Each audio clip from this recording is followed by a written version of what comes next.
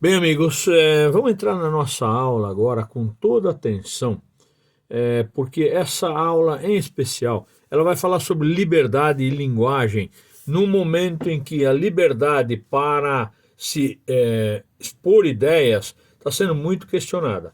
Vocês devem estar acompanhando o que está acontecendo no Supremo Tribunal Federal, essa decisão monocrática de impedir que se dê a opinião é algo que está colocando o Brasil, neste momento especificamente em que eu estou falando com vocês, numa encruzilhada bastante complicada, porque liberdade e linguagem têm que andar mais ou menos de mãos dadas dentro de limites. Tá? Então, na aula 33 e 34, nós vamos estudar um pensador, um filósofo, Habermas, que fala sobre isso, tá? Entre outras coisas. É, Você deve lembrar muito bem do John Locke, que dizia que nós nascemos como tábula rasa, nós nascemos como um livro em branco. Também vai lembrar com certeza do Jean-Jacques Rousseau que todo homem nasce bom, o que o corrompe, o que o transforma é o meio em que ele vive. O Habermas ele vai lançar um questionamento interessante sobre a sua responsabilidade quanto ao seu futuro. E ela está intimamente ligada à liberdade, que você tem de fazer escolhas, e à liberdade de expressão. Mas no que tange a essa possível liberdade que todos nós nascemos, né? Nós nascemos livres, podemos nos tornar escravos de situações, escravos de vícios, escravos de sistemas ideológicos, enfim. A liberdade é algo a ser prezado, respeitado, amado, nada melhor do que ser livre, né? Mas quanto a construir o futuro, a liberdade de construir o futuro. Na página 34, você encontra algumas provocações, como você já sabe, alguns aforismos, para que você pense nesse sentido. Vou fazer uma pergunta aqui: o que você pretende ser quando crescer? Pensa nessa pergunta. Essa pergunta é muito capciosa, essa pergunta é muito malandra. O que vai ser quando crescer? Meu neto me disse: eu vou ser grande. É claro, é óbvio, né? Além de ser grande, o que mais você poderá fazer? É crescer propriamente, fisiologicamente, teu organismo vai funcionar, você vai se alimentar, vai crescer. Tá? Mas o que você vai ser quando crescer? Que escolhas você terá feito? Que decisões você terá tomado? Ou então, que decisões você terá sido induzido a tomar? Por exemplo, os pais gostariam que os seus filhos seguissem o negócio da família, o ramo da família. Um pai que é dono de um comércio espera que seu filho herde aquele comércio. Um pai que tem um escritório de advocacia, um pai que é um médico e tem uma clínica. Todos gostariam que os seus filhos dessem continuidade, perpetuassem não apenas o nome da família, mas o negócio que foi construído muitas vezes com sofrimento e trabalho. Mas e você? Né? Aqui tem uma frase de um autor num grafite, né? Bansky, ou Banksy, acho que se fala assim, Banksy, de 1974. Bem na página 34, é, viva a sua vida, ou então aproveite a sua vida, carpe diem em latim, né? Viva a vida, aproveite o dia. Mas quando você tira a letra F de life em inglês, você cria uma palavra que sem o F significa mentira. Viva a sua mentira. Olha que provocação. Isso é um aforismo metafórico, né? Meta-aforismo, metáfora, né? Vai além da provocação. Ela traz em si uma linguagem oculta nas entrelinhas, e é exatamente isso aqui.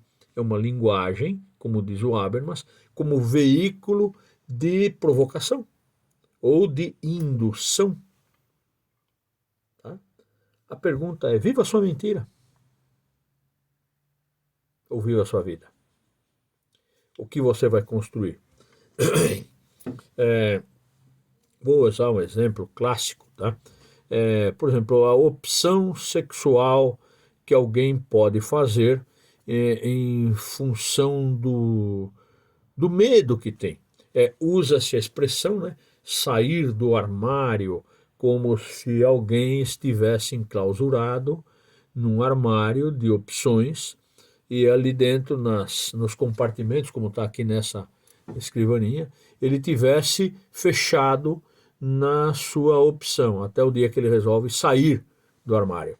Essa expressão, ela também envolve a questão do Habermas, em especial no mundo moderno, como diz aqui na página de número 35 da apostila, né? A experiência de escolher o que você será no futuro, da sua opção profissional, da sua opção pessoal, a capacidade que nós, seres humanos, temos de mudar o nosso destino. John Locke está certo quando diz somos uma tábula rasa, um livro em branco? Nascemos bons e nos deixamos influenciar pelo meio em que vivemos, como queria Jean-Jacques Rousseau? Habermas leva essa questão um pouco além. Ele faz elogios à modernidade, faz críticas, duras críticas à modernidade. Nesse sentido, ele utiliza algumas particularidades das ideias de Marx, tá? Onde a ideia de um futuro inexorável. O que é um futuro inexorável? Inexorável é algo que virá com certeza. É inexorável a partir do momento em que você tem tanta certeza que o futuro será aquele que você aguarda até como se fosse uma esperança profética. Karl Marx pensa assim. Os escritos dele são otimistas, em último caso. A ideia de que o povo irá se rebelar na sua luta de classes até que venha uma revolução e que venha a ditadura do povo, estabelecendo um novo mundo onde tudo será de todos e nada será de ninguém, dentro da ideia do Karl Marx. O Habermas, ele aproveita essas expressões da visão de Marx, que era essencialmente otimista, para fazer elogios e críticas à modernidade. Você precisa ler bem essa página, seria um assunto muito extenso e o vídeo não permite que a gente mergulhe tanto tempo num assunto tão denso como esse, tá? Mas nós vivemos num estágio inevitável de progresso. É claro que se tivesse uma guerra atômica, por exemplo, o progresso fica estagnado, destrói-se tudo, tem que ser recomeçado. A pandemia nos faz pensar nisso. As coisas ficarão como estão? Serão modificadas? O que muda depois da pandemia? Qual será o seu conceito, né? O que nos aguarda quanto ao futuro? A ideia de um estágio crescente de aprimoramento também estava mais ou menos ligada ao pensamento dos militares da época da proclamação da República, tanto que colocaram na bandeira ordem e progresso. Ordenar para progredir, ou seja, espera-se, almeja-se, deseja-se que haja uma evolução, um progresso. Até que ponto essas coisas acontecem? Alguns pensadores contemporâneos do Habermas, como Walter Benjamin, esperavam que houvesse uma restauração. Uma restauração. No caso do Walter Benjamin, que será estudado depois, ele esperava, ele era judeu, e ele esperava uma ideia profética do Tikkun Olam. Tikkun Olam, em hebraico, é o recomeço. É o renascimento.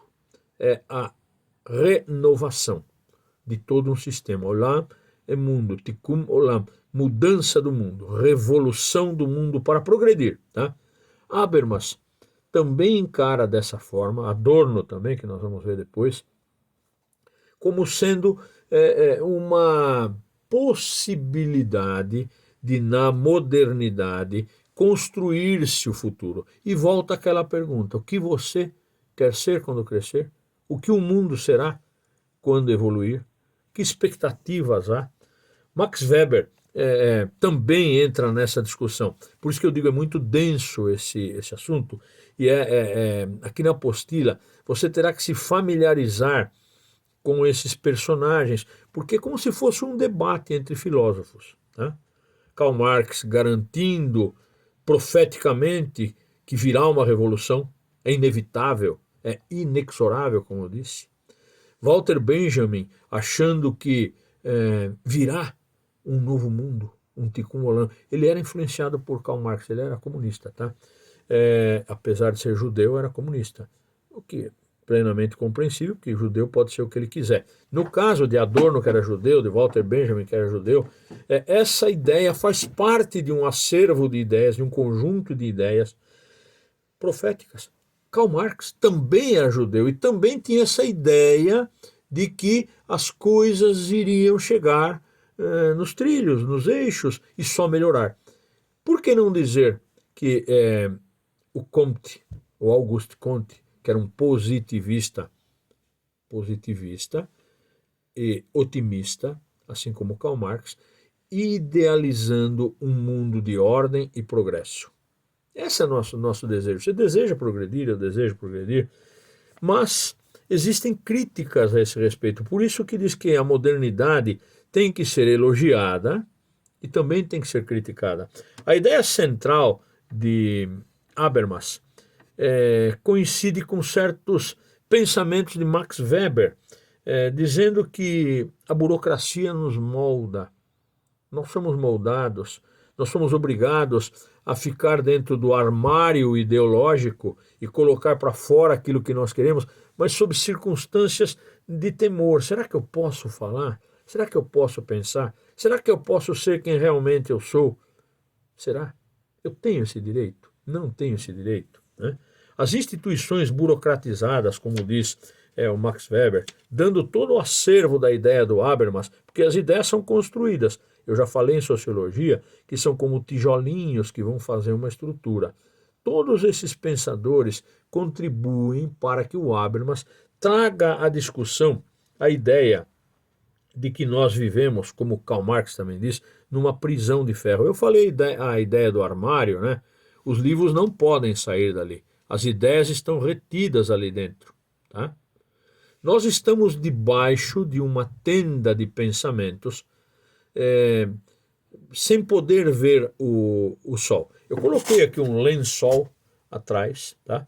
Para que a gente possa entender que além do lençol deve ter alguma coisa. Lá em cima tem mesmo, tem a lâmpada, tem mais coisas escondidas ali atrás do armário, alguns chapéus, tem outro armário lá atrás com livros, tá? E aqui, ó, você tem o fim de todos nós, tá? Esse é o fim de todos nós, o pó. Porque nós viemos do pó e ao pó voltaremos. Enquanto esse dia não chega, o que você vai ser quando crescer? O que nos aguarda? Por que essa pandemia também irá nos fazer pensar? Será que eu estarei vivo amanhã? Será que nós estaremos vivos amanhã? O que aguarda? O futuro é incerto? A vida é uma tábula rasa? Nós devemos aceitar as coisas como elas são? Deixar as ideias apenas nas prateleiras? Deixar os livros guardados? Né? Devemos ter sobre nossa cabeça uma tenda de ideias ou abrir as nossas ideias? Habermas fala que a linguagem é a chave para isso. O que nós estamos fazendo aqui? Troca de informações. Nós podemos moldar as nossas ideias, né, dentro desse conceito. Sabe qual é o grande problema do Habermas? Ele é um cara que ele pega essas ideias todas que nós trouxemos aqui, ele se deixa influenciar, mas ele é um cara hermético. O que é o cara hermético? O que é um vidro, uma embalagem fechada hermeticamente, né? Esse termo reporta-se à mitologia grega, o deus Hermes, o deus dos segredos e da rapidez das informações, mas o deus que fechava, guardava em si, num vaso sagrado, tudo aquilo que ele sabia. Assim como tudo que está aqui na prateleira são informações, né? O Habermas é hermético. É difícil entender, tá? Ele, como os frankfurtianos, que eu acabei de falar, o Walter Benjamin, o Adorno, o Habermas, eles têm uma profundidade tão grande que é difícil em 15, 20 minutos nós compreendermos essas razões que ele chama de razão instrumental, né? Que são, vamos dizer assim, meios necessários para que a gente instrumentalize os nossos pensamentos, e também uma razão crítica a serviço da compreensão. O Habermas, ele era difícil de ser entendido. Mas se você pensar que todos nós somos tábula rasa, fica mais fácil. Porque quem vai escrever a sua história é você, mas você já sabe o fim da história. Eu já sei o fim da história. O fim é esse aqui. É a morte. Alguém pretende viver para sempre? Seria bom, né? Nós já sabemos. Enquanto esse dia não chega, nós temos que ter paradigmas de comunicação. Entender os porquês da vida. A comunicação é a interação e a vitória sobre a prisão de Max Weber. Aquela prisão de ferro, de você ficar sem abrir a mente para o que há a ser pensado. O livro ali na prateleira, eu tenho aqui outra prateleira bem na minha frente, tá? Com outros livros, eu vou mostrar aqui para vocês. Mas eles estão aqui está minha filha, né? Eles estão aqui, já foram lidos, tá? Todos que estão aqui eu já li, tenho mais, além desse, tenho mais de 5.000 volumes.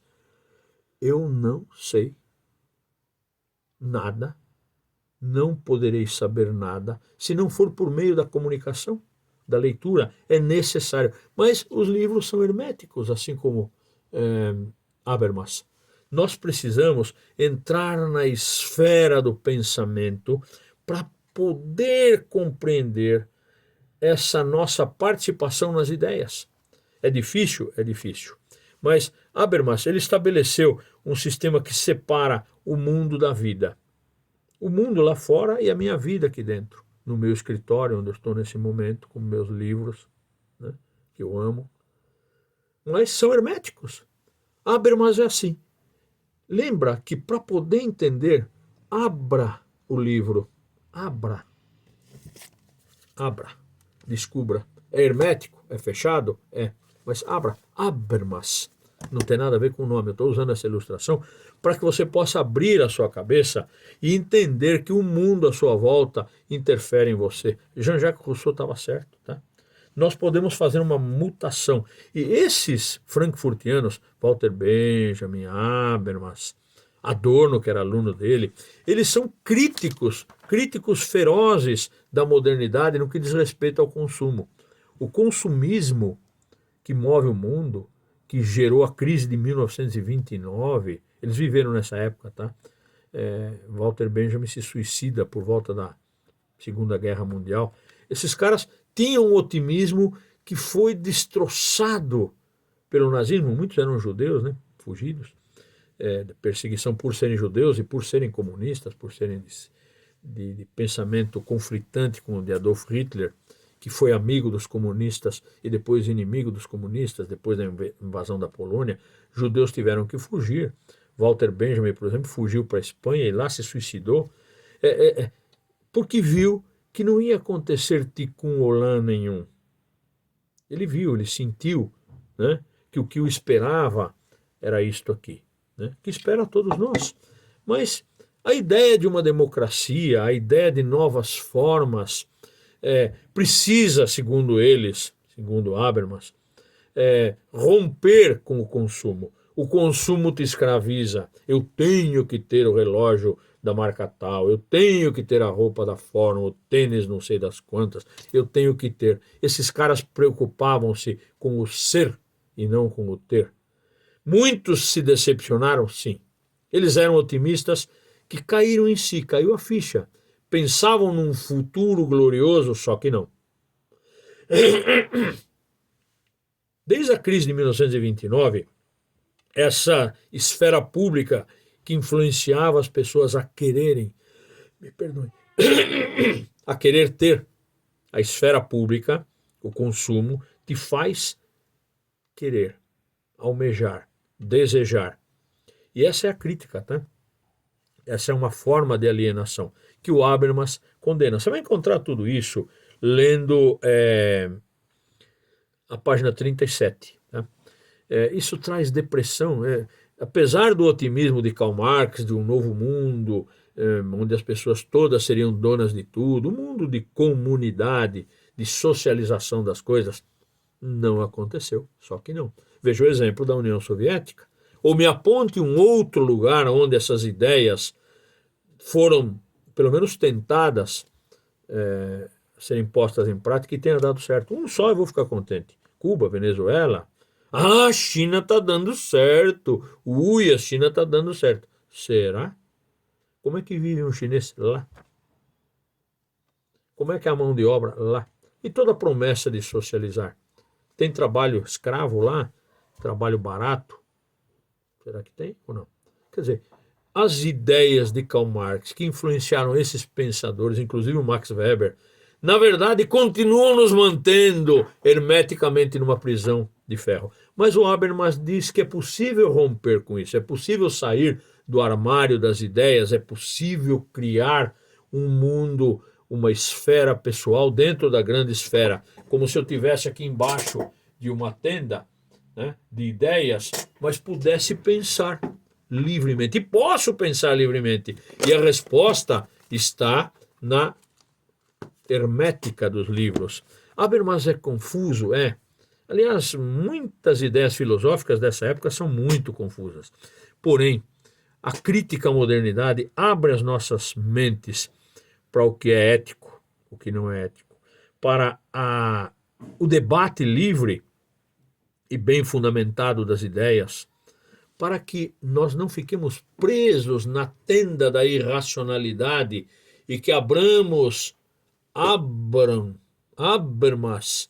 o livro, leia, estude, pense, discute, saia do armário da ignorância.